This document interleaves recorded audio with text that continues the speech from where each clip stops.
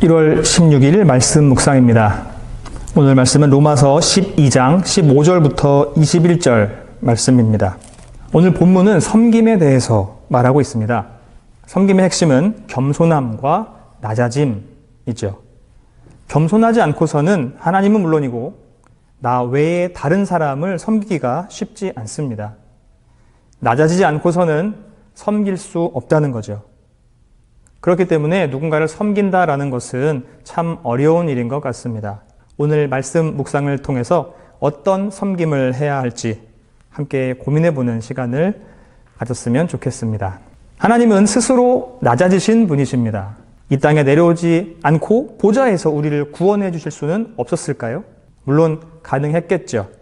그분은 말씀만으로 이 온 우주를 창조하신 분이시지 않습니까? 힘이 없어서 책짓질을 당하고 침뱉음을 당하고 힘이 없어서 십자가에서 손과 발을 못 박히신 분이 아니십니다.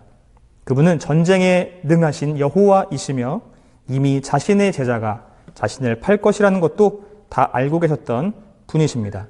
예수님께서 무능력해서 십자가에서 스스로 구원을 못 하셨습니까?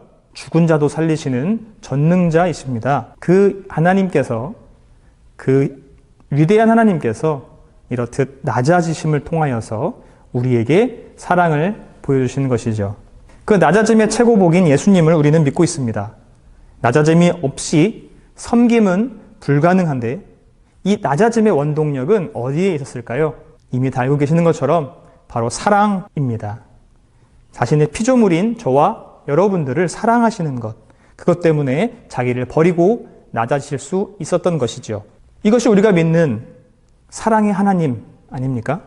말로만 하는 사랑이 아니라 상대를 위해서 직접 몸을 움직여서 행함으로 보이신 사랑, 그 사랑을 우리가 본받고자 합니다. 결국 모든 것은 사랑에서 시작합니다. 상대방을 사랑하기 때문에 그를 위해 낮아질 수 있는 것이고 그 낮아진 상태로 그를 섬길 수 있는 것입니다. 반대로 사랑이 없다면 참 낮아지는 것이 고역입니다. 억지로 자신을 낮춘다면 가능은 하겠지만 그 의지만 가지고는 낮아지는 것이 정말 어렵습니다. 저마다 자기가 높아지려고 하고 자기를 드러내려고 하는 이 세상에서 나를 낮추고 낮아지려고 하는 스스로가 어떻게 보면 답답할 수도 있고 그걸 못 견딜 수도 있을 것입니다. 사람에게는 자존심이라는 게 있기 때문에 나를 낮추는 것이 생각보다 쉽지가 않습니다. 혹 낮아지는 것을 내가 아니라 주변 사람들이 못 참을 수도 있습니다. 어리석게 보이기도 하고요. 나에게 좀 더 자기를 잘 표현하라고, 자기를 드러내라고, 자기를 높이라고 조언할 수도 있습니다. 나를 낮춘다고 누가 알아봐 주는 것도 아니고 나를 칭찬해 주는 것도 아니다. 이렇게 말할 수도 있겠죠. 심지어는 나는 누군가를 위해서 낮아졌는데 그 사람은 나의 그런 고마움을 알기는커녕 나의 낮아짐을 오히려 이용해 먹기도 합니다. 이렇게 우리가 살아가다 보면 낮아진다는 것은 쉽지 않습니다. 결국 낮아짐이라는 것은 나를 부인하고 나를 죽이는 그런 과정이 아니겠습니까? 그렇기 때문에 나를 낮추고 섬김을 한다는 것은 결코 쉬운 일은 아닙니다. 내가 살아있고 내가 낮아지지 않았는데 어떻게 다른 사람을 섬길 수 있을까요? 그렇습니다. 섬김이 어려운 이유는 우리의 정성과 노력이 부족해서가 아닙니다. 내가 낮아지지 않았고 그 전에 내가 그를 사랑하지 않았기 때문입니다. 15절, 16절 말씀을 함께 읽겠습니다. 즐거워하는 자들과 함께 즐거워하고 우는 자들과 함께 울라. 서로 마음을 같이 하며 높은 데 마음을 두지 말고 도리어 낮은 데 처하며 스스로 지혜 있는 채 하지 말라. 성도 여러분, 섬김을 받는 성도가 아니라 섬김을 하는 성도가 됩시다. 섬김을 위해서는 내 입장이 아니라 상대방의 입장이 되어주어야 합니다. 객관적인 상황, 논리적인 판단이 필요한 것이 아닙니다. 상대의 감정을 이해하고 공감해 주는 것이 필요하죠. 내 입장과 내 생각이 필요한 것이 아니고 그저 공감해 주고 그에게 동참해 주면 된다는 것입니다. 그가 즐거우면 함께 즐거워하고 그가 슬프면 같이 울어주는 것, 그것이 우리가 섬김을 하는 태도입니다. 팩폭이라는 말이 있습니다. 팩트 폭력이라는 말을 줄인 것인데 팩트, 즉 사실을 말했지만 그것이 폭력이 된다는 말입니다.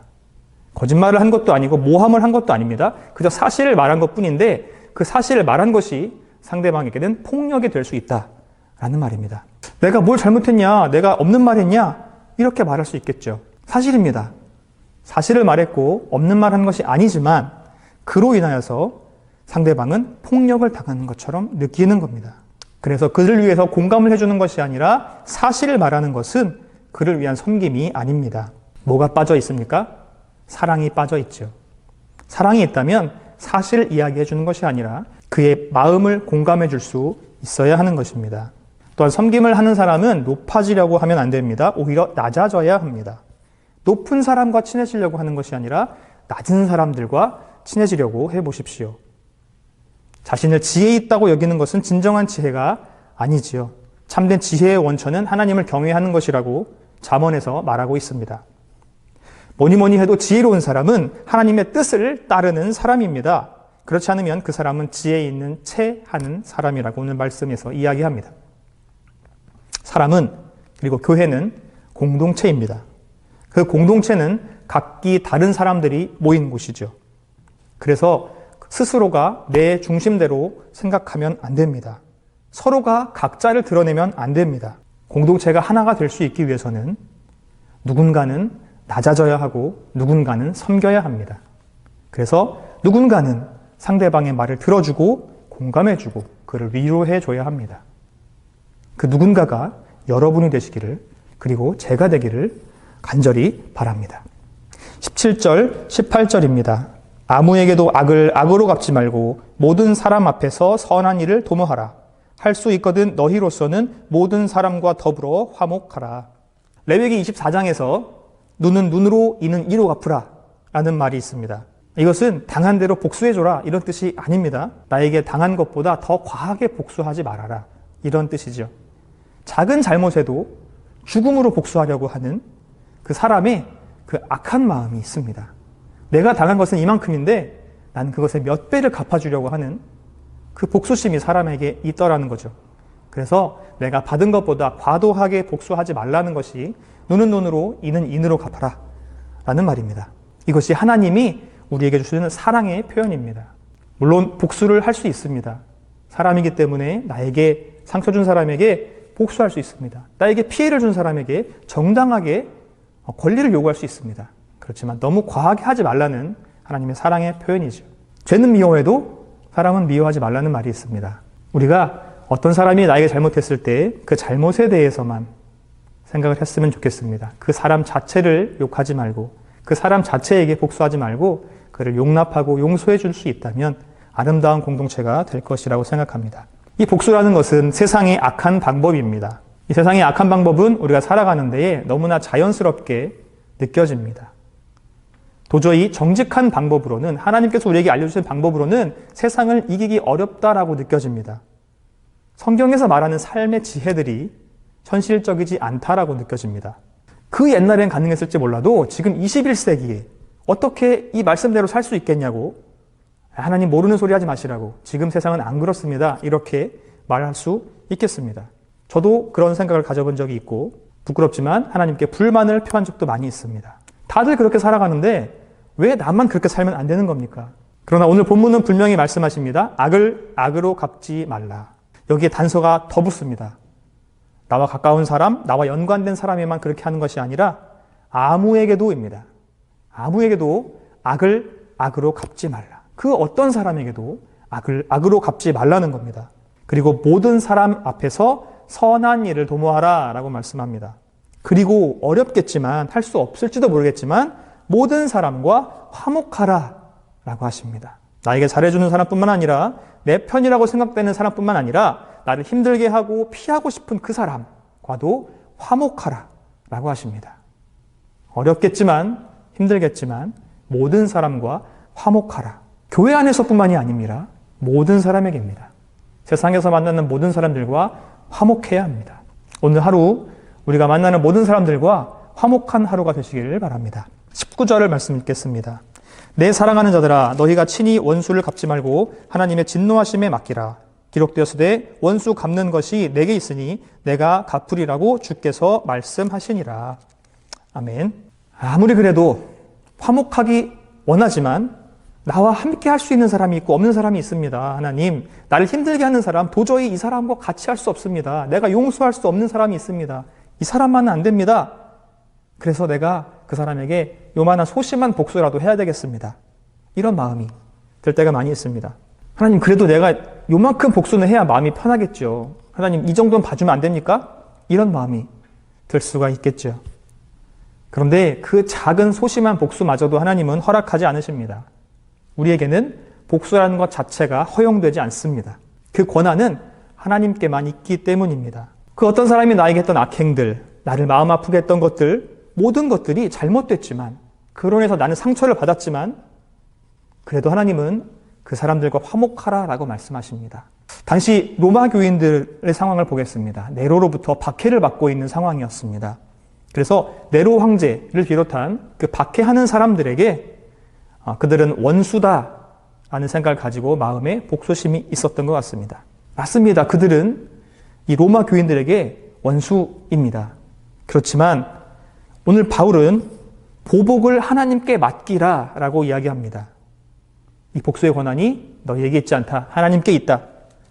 복수라는 말을 꺼낼 자격이 없다라는 겁니다. 성경에서 1만 달란트 탕감받는 자가 나옵니다. 그가 많은 빚을 탕감받고 돌아가는 길에 100데나리온 빚진 자를 만나게 되죠. 그를 만나서 그 기쁜 마음에도 불구하고 빨리 나에게 진 빚을 갚으라 라고 독촉합니다. 너무나 당연하고 너무나 사실에 근거한 말이지만 그럼에도 불구하고 잘못되어 있는 것을 우리가 잘 알고 있습니다. 100데나리온 빚진 자가 나에게 빚진 것 맞습니다. 갚아야 되는 것 맞습니다.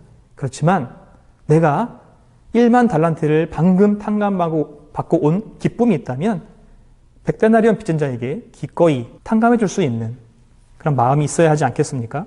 우리는 나 자신을 잘 못 돌아보는 것 같습니다. 곰곰이 생각해 봤으면 좋겠는데요. 다른 사람에게 나에게 상처 준 것, 다른 사람이 나에게 힘들게 한 것은 우리가 너무나 잘 기억하고 그 사람에 대해서 안 좋은 감정을 갖고 있습니다. 그런데 잘 생각해 보면 나도 누군가에게 그런 역할을 했을지 모릅니다. 내가 누군가에게 상처를 주고 내가 누군가의 마음을 아프게 했을지도 모릅니다. 그래서 저 사람이 나의 원수다라는 마음이 있고 또 나도 누군가에게 원수가 되었을 수도 있겠습니다.